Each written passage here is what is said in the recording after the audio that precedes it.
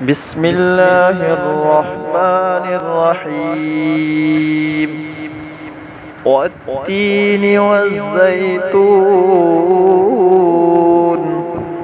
وطور سينين وهذا البلد الأمين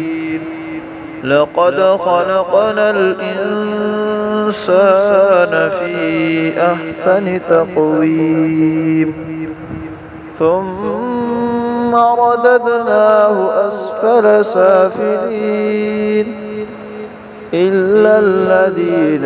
آمنوا وعملوا الصالحات فلهم أجر غير ممنون فما يكذبك بعد بالدين أليس الله بأحكم الحاكمين صدق الله العظيم.